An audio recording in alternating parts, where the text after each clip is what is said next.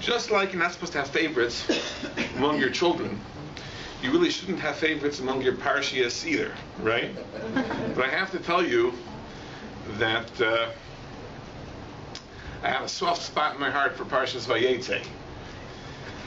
So this is a night for full disclosure. And it's a fantastic parsha. It's just the entire structure of the parsha is so magnificent. Really, it's the story of Golus, of Yaakov Avinu going in exile. He has to leave Eretz Yisrael. He's being pursued by his brother Esav for the reasons that we read last week, and he goes into exile. And in this exile, he accomplishes much. He builds a family, he amasses wealth, he escapes by the skin of his teeth, and he returns to Eretz Yisrael. Magnificent, magnificent parsha. But I'd like to share with you two different divrei Torah, which may reveal to us an insight about the entire theme of this parsha. This is the first Dvar Torah.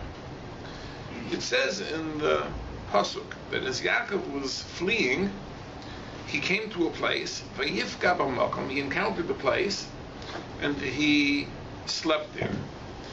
Chazal say that Vayifka, to encounter the place, has a second meaning. Vayifka b'makom means he encountered God in the place. Not that he encountered the place. He encountered God in the place. What does it mean to encounter God? It means to pray to God. Then when he came to that place, he prayed to God. And the Gemara in Maseches Chulin tells the story that he was traveling, and then it dawned on him that he had passed the site of Har HaMoriah. And this had been a place where his forefathers had prayed. Avraham performed the Akedah there. Yitzchak, in Parshas Chayesara, when it says he went out to the field to meditate, it was on that same spot. And Yaakov Avinu was astonished. How is it possible? I passed by the place where my forefathers had prayed, and I didn't stop to pray. So he decided to go back, and Hashem made a kfitzas haderech. Hashem miraculously shortened the journey, and he found himself there faster than he would have expected. And that's Vayifka b'makom. He encountered God in the place. Chazal say that this was the takana, this was the ordinance of Tfilas Arvis. The Gemara says Tfilas Avos Tiknum. The Avos, the patriarchs, ordained the 3 daily prayers. Avraham ordained Shachris, because it says that Avraham prayed in the morning. Yitzchak ordained Mincha, because it says that he went out to the field to meditate Lifnei Sarev, toward evening. And Yaakov Avinu, it was before he went to bed. Right? It says Vayivka b'makom v'yalan sham. He prayed in that place and then he slept there. So it was the evening prayer, and this was Ma'ariv. Yaakov was Mesakin. Yaakov ordained Ma'ariv. And that's the Vayivka b'makom. It was a takana of Ma'ariv. So the question is that why is it that Yaakov was the one that ordained Ma'ariv? Of all the prayers, well, why is it that Yaakov thought of Ma'ariv? Now, the truth is, there are many possibilities over here. One of them is figurative. Night is a time of great danger. You know that. Night is a time of great temptation. You know that too. By daylight, we see where we're going. We're busy. Night is a time of physical danger and a time of spiritual danger. Now, the proof to this is a very interesting fact, because we know that when we say the Shema in the morning and the evening, so we have blessings that precede the Shema and blessings that follow the Shema. In the morning, you have two blessings that come before, one blessing which follows. In the evening, you have two blessings that come before, two blessings that follow. Really, we say a third, but that's really a custom that postdates the Talmud. They're really, as far as the law of the Talmud is, there are two blessings we say after the Shema. So let's think about this for a moment. I'm just digressing. What is the idea of these blessings that frame the Shema? Now, Shema, of course, is Kabbalas Ol Malchus Shemayim. We accept upon ourselves the authority of God. That's what we do when we sing Shema. Shema Yisrael, understand, Hashem Elokeinu, Hashem is our God, Hashem Echad, the Lord is one. This is Kabbalas Ol Malchus Shemayim. Once we accept God's authority, we are now commanded to love God. V'yohavto eis Hashem Elokecha, you shall love the Lord your God. The question is, how do you come to love God? How do you come to love God? First of all, what does it mean to love God? What does it mean to love God? To love God is not the same thing as loving your children or loving your spouse. To love God means that you make doing God's will the object of your ultimate concern. That's what it means to love God. That there's nothing more important in your life than doing what God wants of you. Now the question is, before a person makes that decision to devote his life to the service of God, you have to first determine that God is worthy of that, God is deserving of that.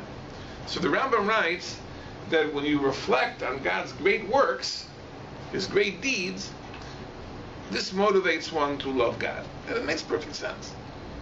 In the same way that you're not going to devote your life to your spouse unless you get to know her and determine that she's a worthy person of your attention. And the philosophers that have written about love say, what are the two things that men love in women? Virtue and beauty. Virtue and beauty. And the truth is that I would say that from a Jewish perspective, the more important of the two is virtue. But these are the things that we decide. I think women and men certainly go for virtue. But the point is that when we recognize this in a person, so we become willing to devote our lives to that person's happiness. So likewise, if we're going to devote our lives to the service of the Ribono Shel Olam, he has to be worthy of that. So when we reflect on the greatness of his works, that brings us to love of God. Now, when we talk about the greatness of his works, what is the reference? What are the great ways in which God displays himself? So there really are three things. Number one is the creation. If a person reflects on the natural order of things, the natural world, the complexity, the way that everything works in perfect harmony and order, so that's one aspect of God's great works, the natural world. Number two, and this is a little harder to see, need more insight for this, is the way in which God guides the course of history. Now, obviously, this is the type of thing that you need panoramic vision to appreciate. Because if you focus on the very narrow slice of time in which we live, things seem to be in disarray. Things don't seem to be working out the way they should. But if you have a little bit of a broader vision, and you can follow the entire panorama of history, then you can see God's hand even there. And of course, the third way that we come to know God, and the greatest of his works, the easiest to appreciate, is the Torah. A person learns Torah, comes to understand its profundity, its depth. So that is a third way in which we come to appreciate God and thus to love God. If you look at the blessings of the Shema, the two blessings that come before the Shema, the one blessing which follows in the morning, bring out these themes. The first bracha, which is the bracha of Yotzer Oro Vorech Hoshech, which ends Yotzer HaMa'oros, speaks of God as creator. Creator of the natural world, creator of the spiritual realm, angels, etc. This is God as creator. We reflect on God as the creator of the world. So that's one aspect of his great works, which brings us to love of God. The second blessing, Ahava Rabbah, speaks of the Torah. That's the second way in which we come to know God and appreciate God. The blessing which follows the Shema is the bracha of Go'al Yisrael, God as Redeemer, meaning God as the manager of history. And that's the third way in which we come to appreciate God. So therefore the blessings are an appropriate frame for Kriya Shema. And we have the same three blessings in the evening as well. But in the evening, there's an extra blessing which is added. And that's the blessing of Hashkivenu. And that blessing is a special blessing where we ask HaKadosh Baruch Hu for protection from the dangers of the night and the temptations of the night. And that we only have at Ma'ariv, not at Shachris. So at Shachris, we only have three blessings. At Ma'ariv, we have four blessings. The extra blessing is Hashkivenu. And that's because night is different than day. Day is safe. Night is dangerous. So the Chazal ordained a special blessing at night of Hashkivenu, that God should protect us again from the dangers of the night and from the temptations of the night. So Yaakov Avinu is praying at night, but in two senses. It's night because it is night, the sun is going down. But it's also a figurative night because Yaakov is going into Golus, he's going into exile. He knows where he's going. He's going to the house of Lavan. There are dangers there of both sorts, spiritual and physical. So therefore, it makes sense that Yaakov should ordain Tfilas Arvis, because this is a very important theme of Tfilas Arvis. The theme of Ma'ariv is this prayer for divine protection from the dangers of the night, the dangers of Golus. So Avraham and Yitzchak, who were firmly planted in Eretz Yisrael, they prayed during the day. Yaakov Avinu, on the threshold of Golus, he prays Tfilas Arvis. So this is an idea which many Sfarim say that Golus, exile, night, there's a parallel, and Tfilas Arvis exactly is what Yaakov was doing as he was leaving. But there's an amazing interpretation which is given by the Shem Shmuel, Hasidic work. It's a very amazing thing. There's a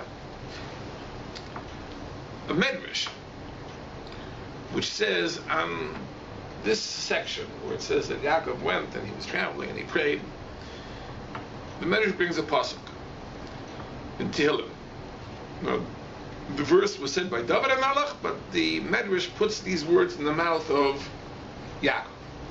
It says, Tzoma lucha nafshi, my soul thirsts for you. Kama lucha b'sari, my flesh yearns for you.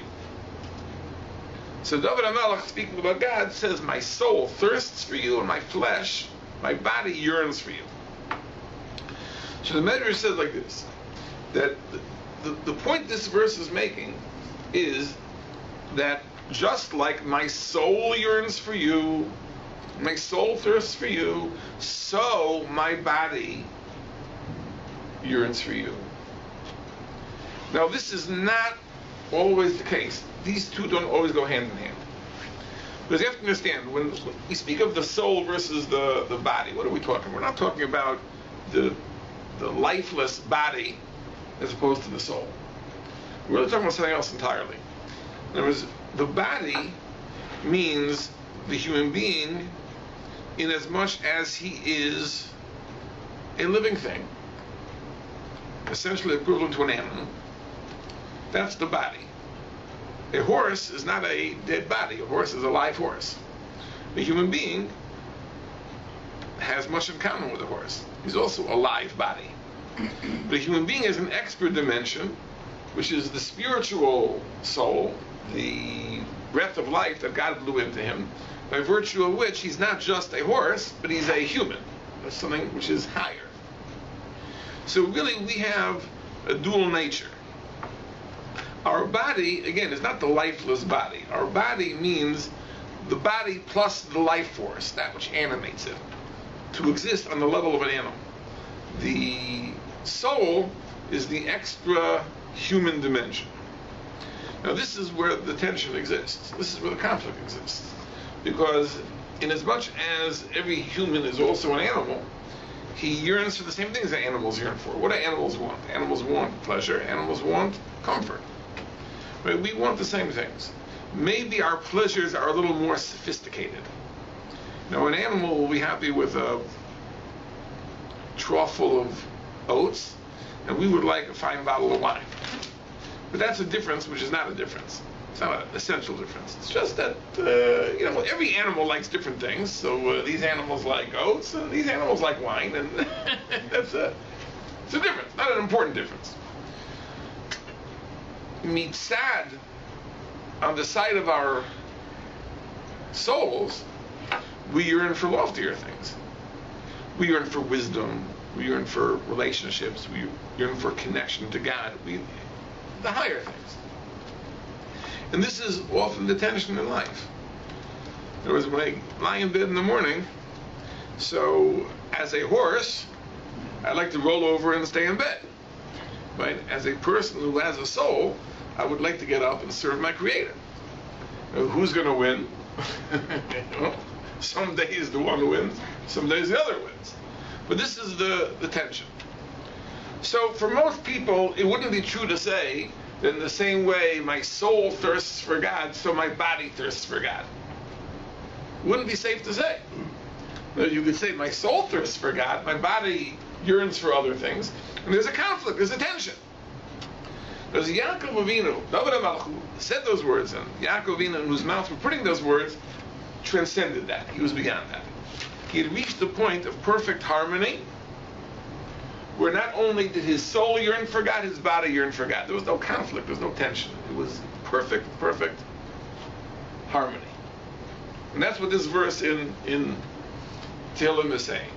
That the tzaddik, and the level of David HaMelech, and the level of Yaakov Avinu, there was no tension, no conflict in body and soul.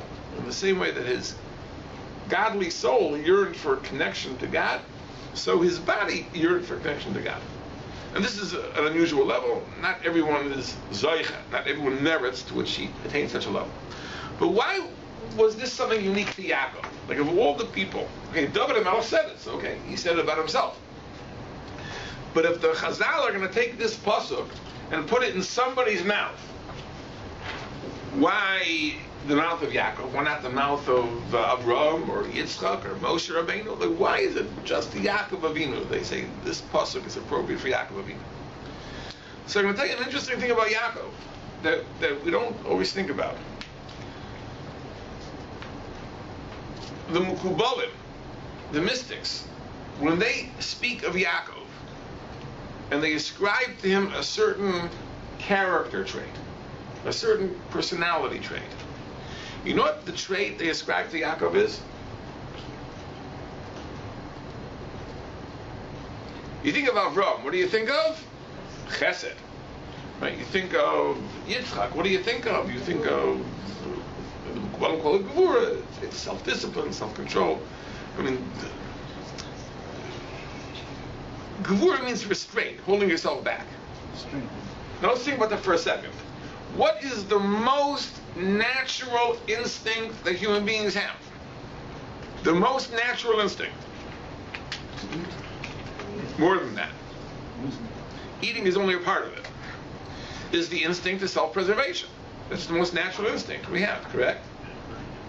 If a person is willing to allow himself to be slaughtered, that means he is holding back, he is exercising restraint over the most natural instinct, impulse of a person, which is the impulse to self-preservation. So that's Yitzchak. Yitzchak is Gevura, is that restraint, that self-control, that discipline. Yaakov Avinu, what's the meat of Yaakov Avinu? We're going to say emes, truth. Now this is bizarre, because if you go back to last week's parsha, you see Yaakov, for a person who's a man of truth, acting in a very, very odd way in his dealings with Esav. But the truth is that it's exactly that way.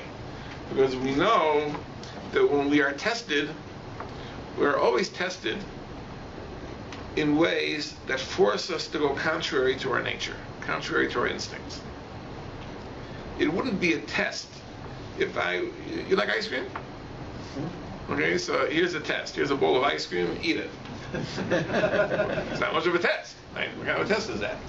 A test always has to be to overcome your nature, to go contrary to your nature. Right?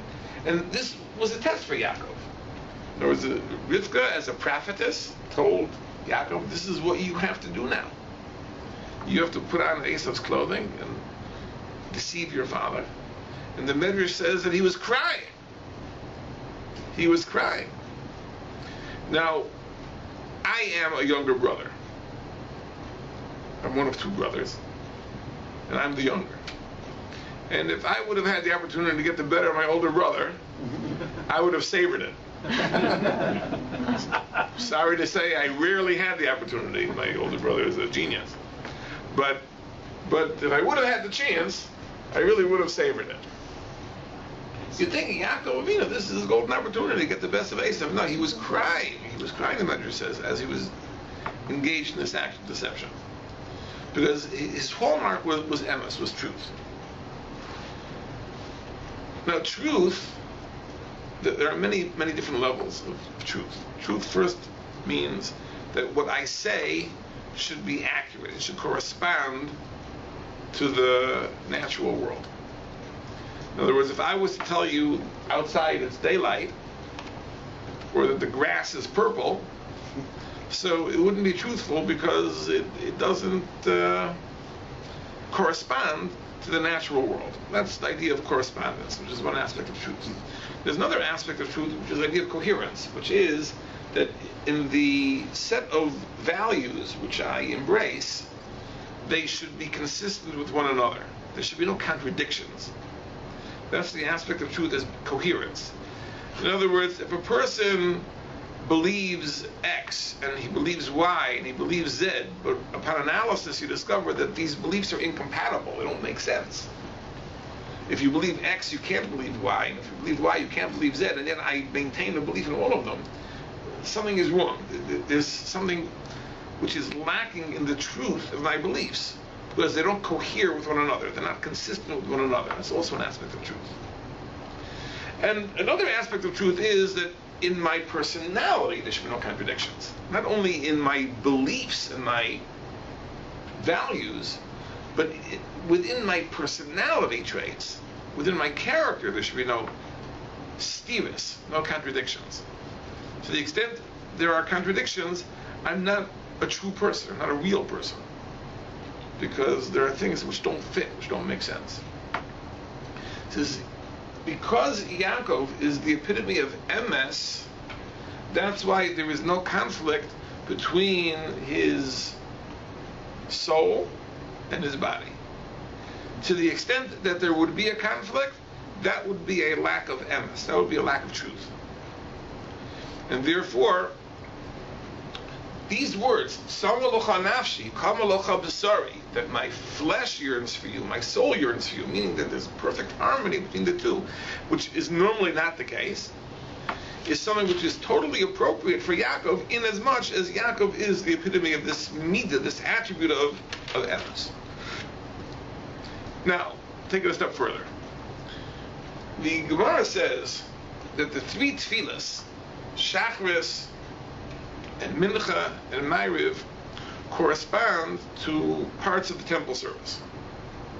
As we know that in the temple there were sacrifices that were brought twice a day, regular sacrifices, the carbon tamid.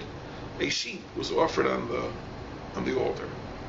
So the sheep was slaughtered, the blood was sprinkled on the altar, and the body was burnt on the altar later in the day. So in the morning, the blood of the morning sacrifice was poured on the altar. In the afternoon, the blood of the afternoon sacrifice was poured on the altar. In the evening, the bodies of the two sacrifices were burnt on the altar. Now, what is the symbolism of the sprinkling of the blood, and what is the symbolism of the burning of the body? Now, putting something on the altar symbolizes devotion to God. That makes sense. You're elevating the thing to the service of God. The animal, of course, is symbolic of the human being himself. What is the blood and what is the meat, if you will? Well, the Torah tells us, Hadam hu nefesh. Blood is symbolic of the soul. The meat is symbolic of the body. Shachris corresponds to sprinkling of blood. Mincha corresponds to sprinkling of blood, meaning this is symbolic of the soul's devotion to God. When you pour the blood on the altar, that is symbolic of the devotion of the soul to the service of God. Now, the soul can be devoted to other things. Your soul, which, as we said, is the unique human element, you could devote to art, you could devote to intellectual pursuits, you could devote to music, you could devote to many different things. If a person takes that human element and devotes it to the service of God, that is symbolized by the sprinkling of the blood on the altar. The blood corresponds to the soul, putting it on the altar elevates it to the service of God. But when you burn the meat on the altar, that symbolizes the devotion of the body to God. That means my most fundamental yearnings, the yearnings of the body, which normally are for comfort and for pleasure and who knows what, the body yearns for God. That's a very lofty level. Who achieved that level? Yaakov Avinu. Yaakov Avinu, because he was the Ish Emes, the man of truth, the man of consistency, the man of harmony. That's why everything matched. And that's why it was Yaakov who ordained Ma'ariv. Because that's what Tfilas Arvis is. Tfilas Arvis, as we said, the evening prayer corresponds to the burning of the meat of the sacrifices on the altar. That is the idea that not only do we elevate the soul to the service of God, we elevate the body to the service of God. That level of harmony and perfection, that was Yaakov Avinu's contribution. Therefore, only Yaakov could ordain Ma'ariv. Magnificent thought the Shemesh Shmuel says. Now put that on the back burner. And let me share with you another thought that Tzadok HaKayin says. And this is a fantastic thing. We may have said it in the past, but I want to juxtapose these two ideas and will emerge from Parshas Vayetze, I think, with a deeper understanding. Rabbi Tzadok HaKayin points out an amazing thing. You know that we come from good stock. We're all descendants of Abraham, Yitzchak, Yaakov, great tzaddikim. We can be very proud of our background. But when you think about it for a moment, 50% of our spiritual genes, when I say genes, I say G-E-N-E-S, not Levi's, right, come from Lavan Ha'arami. Because it's an amazing thing that Yaakov's wives, who are the matriarchs of Klal Yisrael, were all daughters of Lavan. Now the Medrash says a fantastic thing. The Medrash says that it wasn't just Rachel and Leah.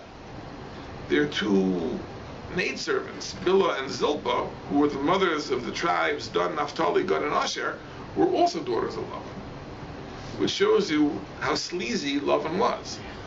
Because you read the Chumash, you get the impression that he gave each of his daughters a maid to attend to her, to help her, etc.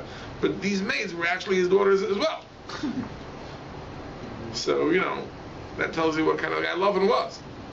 But in any case, all the wives of Yaakov Avinu and the mothers of his children were all daughters of Lavan. So that means 50% of our genes come from Lavan. What is Lavan? Lavan is a con man. Lavan is a con man. I heard many years ago, I heard from Rabbi Eliezer. He said, I'm not Rao, I never found it, but I trust him, that the name Lavan implies this idea. Because what does the name Lavan mean? Lavan is white. So what does it mean to be white? So the Maral says like this. He says that what does it mean to be a con man? A con man can paint any picture he needs to paint on a pure white canvas. He can be whatever he has to be. In other words, if the scheme requires representing himself as your best friend, he can do that. If it requires representing himself as your most bitter enemy to get you to do the opposite, he can do that. He can play any role he has to play to manipulate you, to control you. Now, most people can't do that. Most people are too honest. I'm not saying we're as truthful as Yaakov Avinu, but we're honest to the extent that it's very hard to play a role based on what I need to do to gain some personal advantage. But Lavan had no problem. Lavan was a white canvas. That's Lavan, white. And he could be whatever he had to be. And that's the quintessential con man. And Lavan did not fail.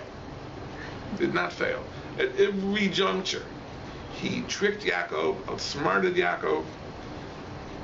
It says in the parsha that when it came the last 6 years, he was working for wages. So Yaakov says, "You changed my wages 100 times." 100 times. And there are svarim that try to explain the 100 times. Exactly what he agreed to and how he changed back and forth. That's why they go through it. You told the story in Sfat. I told it. He's the quintessential con man, Lavan. So what does he bring to the body of the Jewish people? Like, what do we need that for? Wouldn't we be better off if we were, as the pasuk says, kulei zera emes, if we weren't entirely the seed of truth? What contribution does Lavan make to our makeup? So Tzadok HaKayim says an amazing thing.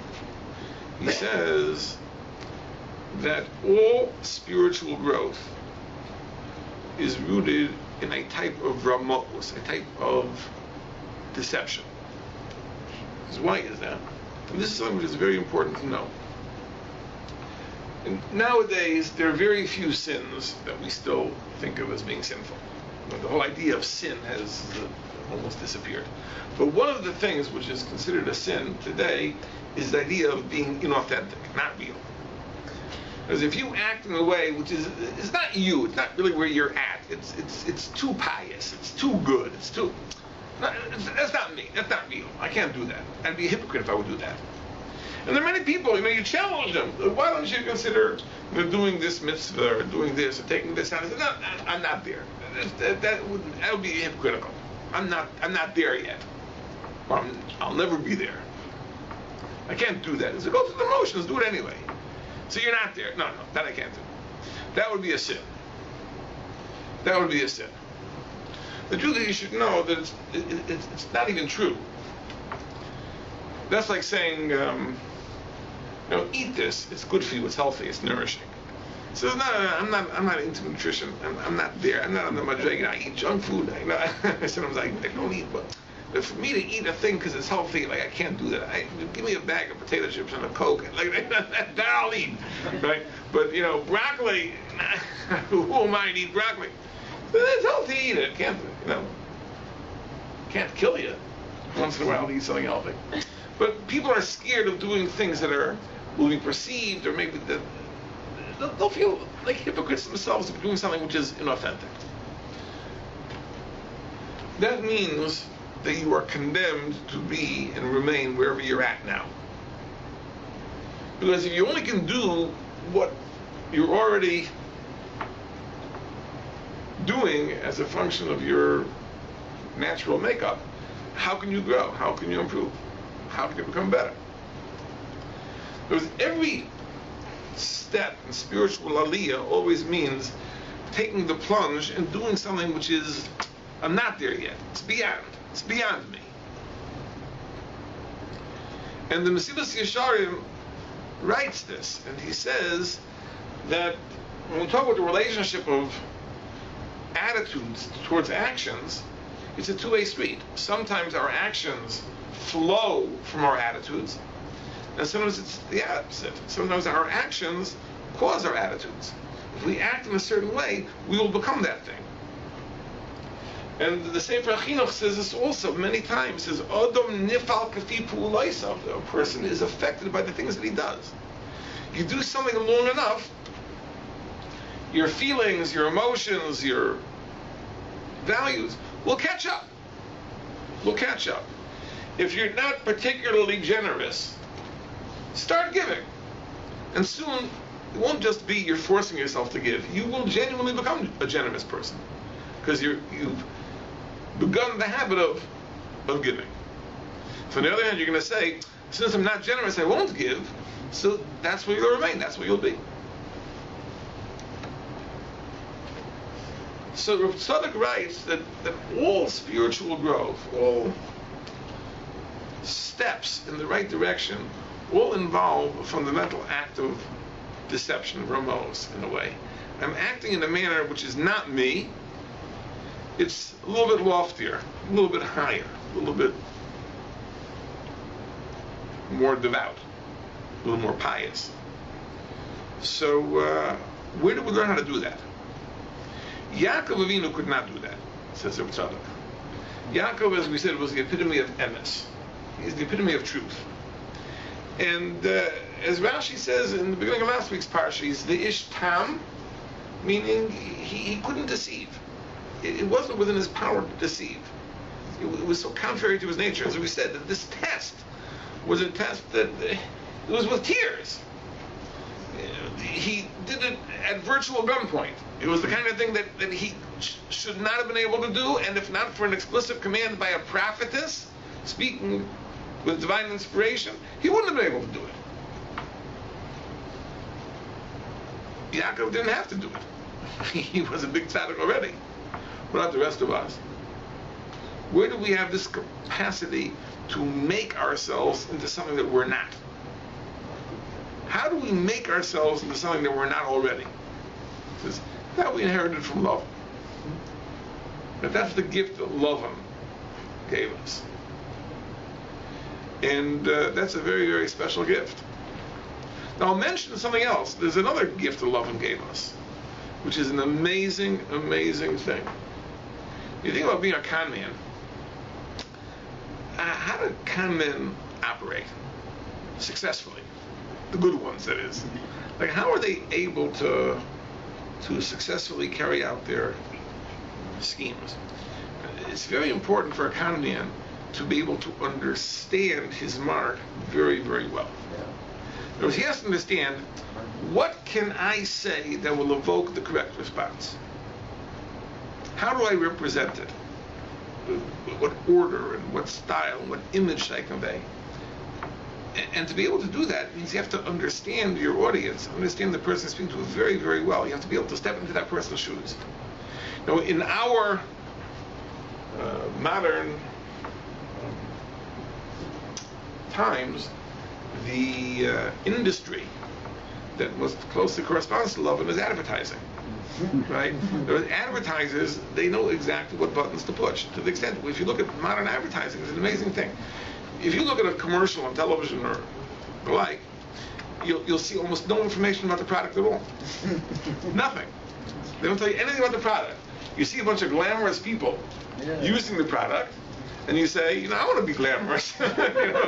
If I use those tires, I'm gonna, look like that and dress like that and have, friends like that and have a good time like that. So they press the right button. Right? Who doesn't want to be glamorous? Who doesn't want to have friends? Who doesn't want to be a social butterfly? So this is it. You use this product, and you've got it made. Right? That's Lavan. That's what Lavan. Now, the ability to understand and empathize with another person is a very, very important thing when you think about it. Because you can't love another person, you can't help another person until you understand that other person. I would use the extreme example. It's like the boy who buys his mother a baseball glove for her birthday because he thinks, that's what I would want for my birthday. So my mother certainly would want the same thing. In other words, if you can't put yourself into that person's situation, then everything you do will be like buying the baseball glove for your mother. Because you'll be doing for that person what you would want in that same situation. But every person is different. Right? That a young person should understand an older person a younger person, a man should understand a woman should understand a man. These are challenges. It's interesting that in the parsha we find, strangely, that Yaakov, there was a little insensitivity in the part of Yaakov, which Chazal comment on. It says when Rachel comes to Yaakov and says, remember her sister Leah has had 4 children already, and she comes and says, Havali banim. So she says, give me children, v'mayin if not Mesa Nochi. I'm going to die. And it's not clear what she means. She commits suicide. What's she saying? So what would you think? What should Yaakov's reaction have been? His reaction should have been sympathy and being nice and understanding. And he answers her. He says, Hatachas Elokim? Ani, am I in place of God? Asher mana mimech pribatim, who denied you children? Which almost sounds as if he's saying, I have children. Right? This is your problem. And the Medrash points out, this is how you answer a woman in distress. With a time in Yaakov Avinu. But you have to understand that sometimes an ish emes, a person of truth, there's one truth. And you see it this way, and this is the way it is, and to understand something from a different perspective is very, very difficult. Where did the sensitivity to another person come from? It's really this idea of sensitivity to another person's feelings is the exquisite midah of Rachel. Where do we see it in the parsha? Remember the whole story. It's an amazing story. Right? That Yaakov is forewarned. Right? As soon as Yaakov proposes to Rachel, so Rachel says, but my father is a con man, and I have an older sister. And he's going to pull a fast one. So Yaakov says, don't worry. I'm his brother in trickery. Look at the job he did on Esav. Don't worry. And he has a perfect scheme. He says, I'm going to give you simonim. I'm going to give you signs. And on our wedding night, you'll give me the signs. This way I know that it's you and it's not Leah. And Yaakov Avinu is secure. He had it all figured out. Nothing to worry about. I've taken every precaution. Right? Except one. One precaution didn't dawn on him to think of. That he'd be betrayed by his wife. And Rachel said, how can I do with him like that? He says, imagine, Lavan is going to send Leah. And she won't give the simanim. What a humiliation it will be. Right?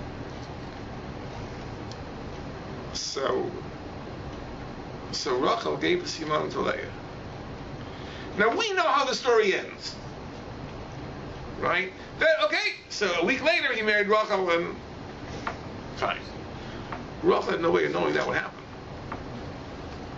As far as Rachel was concerned, she was giving up the most important thing in her life. For all she knew, she'd never marry anybody, let alone to marry Yaakov Avinu. And she was able to do that out of a sensitivity for her sister's feelings. The contrast between Yaakov's seeming insensitivity and Rachel's sensitivity is an amazing, amazing thing. Now, I'm only pointing out because Chazal pointed out. But where did that come from? That ability to understand another person. It says, that's Lavan. Now, Lavan is a con man, and Lavan uses it in an illicit way for his own advantage. But that doesn't mean to say it isn't a valuable thing. Like all valuable things. You can use it, you can abuse it. Lavan abused it. But that gift is something that can be used with great, great value. So there are two very, very precious things we gained from Lavan. One is the idea that you can make yourself into what you're not. And number two, the ability to understand another person and put yourself in that person's shoes, which is to be sensitive to that person's thinking, that person's feeling, both of which are impossible for the Yeshiva, impossible for the true person. So this is the juxtaposition of these two thoughts we're talking about. On the one hand, Yaakov Avinu has a tremendous virtue, emes, consistency, harmony, to be that person of exquisite perfection, that everything is perfectly aligned, is a magnificent, magnificent thing. And that's Somalocha Nafshi, Kamalocha B'sari, that my soul yearns for you, my flesh yearns for you. It's an amazing, amazing thing to have such a level of absolute perfection. But there's something else that has to be incorporated. And that's something else, something that at first glance we might think is really an imperfection. But it really is a necessary element. The idea of deception, which is the idea, again, of being able to make yourself into what you're not, and the ability to understand that there are different perspectives. It isn't that it's a single truth, which is objective, but that there are also subjective truths. There is my way of looking at it, and there's your way of looking at it, and therefore my dealings with you have to be sensitive to that. That was the contribution of Lavan through his daughters. Of course, Lavan abused this gift, and the daughters, of course, used it to magnificent perfection. Chazal say a very interesting thing. The Archaim HaKadosh brings this Maimer Chazal. It's really a Gemara Pesachim. The Gemara Pesachim says, Lo Golu Yisrael El Kadeshi Tosfu Aleim Geirim. Klal Yisrael went into Golus in order to bring converts into the fold. In other words, if the Jews would remain in Eretz Yisrael, so how would the various converts of the nations ever encounter Jews? You know, we have converts, Baruch Hashem, from China, and converts from India, and converts from France, and converts from England, and converts from every country of the world, because Jews live there, in those places. What if Jews never would have found themselves in those places? No converts. So therefore, says the Gemara, why did Klal Yisrael go into Golus? Klal Yisrael goes into Golus in order to bring these converts in. Because otherwise, they have no attachment, no exposure to a Jew. They never would discover Judaism. So we have to go into Golus to pick them up. The Archaim deals with the question, but we always know that Golus is a consequence of sin. So what does it mean? If we wouldn't have sinned, how would those converts have come? The Archaim says, if we wouldn't have sinned, they would have come to chase after us. They would find us from the end of the earth. It says, if we'd be so virtuous without sin, they'd come from China, and come from India, and come from Japan, and come from everywhere in the world. They'd come to Eretz Yisrael. But never, we sin, so we don't have that magnetic attraction, so we have to go and recruit them. But the Archaim says that the Mukubalim, the mystics, understand that Gemara means something else. That the Geirim that we're talking about, it doesn't mean converts. I mean, that's the pshat, that's the simple understanding. It means something else. It means that there are nitzotzos of kedusha, there are sparks of holiness everywhere in the world. There's something that you can pick up anywhere and everywhere. And Klal Yisrael has to go into Golus to incorporate these things that would not come to Klal Yisrael naturally. And it's an amazing thing, you know, that every nation of the world has some aspect of personality. And it's interesting that the Jews in that place somehow pick up part of the culture, part of the way of thinking of that nationality. I think that, you know, the Germans were very, very efficient and timely people. You know, the Nazis used their efficiency to streamline and mechanize the horrible crime in the history of humanity. But this is part of the German character. German Jews are also that way. You know, German Jews are timely, they're punctual, everything is within order. You know, they tell the joke about the German Jew, the Yekishe Yid, who told his wife one night, it was the night of December 4th, when he started saying Mashiv Ruach Mered HaGeshem, V'Sein Kalamata rather, so the davening, the 3 extra words. Before he went to shul, he told his wife, I'm going to be home late tonight from Mariv. Because Mariv is a little bit longer. You know, I mean, the certain precision, you know, they have. And you know, you talk about the Russian Jews. They pick something up from the, you know, the Russians were very, very earthy, very, very warm, very, very, you know, and the Russian Jews are that way. You know, there's a certain, they have warmth, a earthiness, if you will. You know, that's the hallmark of Russian Jews, and you know, the Hungarian Jews were very, very elegant. If you think of Vienna, you know, a Hungarian Jew has a lot of that spirit of old Vienna. in his way of thinking or her way of thinking. So Klal Yisrael picks these things up, and we're richer for it, because we bring traits that don't come naturally to us, and we incorporate them into our Judaism. The Judaism itself becomes rich through the various influences. This is the idea of nitzotzos hakadusha. You go into Golus to pick up the sparks of holiness that have to be picked up, something positive from every culture, every nation. That's what Yaakov Avinu did. Now, this is the parsha of Golus. And Yaakov Avinu had to pick up sparks of holiness. He had to pick up something that was only to be had there. It was only to be had there in the house of Lavan. Not even in Eretz Yisrael. That's where it was. That's where it came from. It came from Lavan. And that's where he went and he picked it up. And Klal Yisrael was immeasurably enriched from the process. And that's what Golus is. Golus is this process by which we go out and we expose ourselves to that which at first glance is foreign, but that which we can then incorporate into our makeup and become enriched thereby. That's really what this parsha is all about. And of course that means that as well in our Golus, we're meant to learn things. There's